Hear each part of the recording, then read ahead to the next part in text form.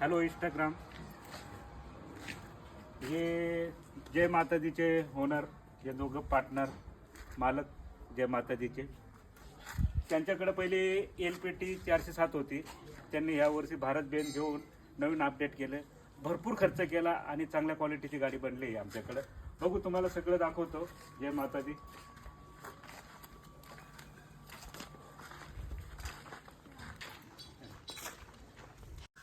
हे आपणच दिले जनरेटर, 62 kV जनरेटर आहे। त्यांची सध्या आपलं साऊंड सिस्टम वगैरे फिटिंग चालू आहे।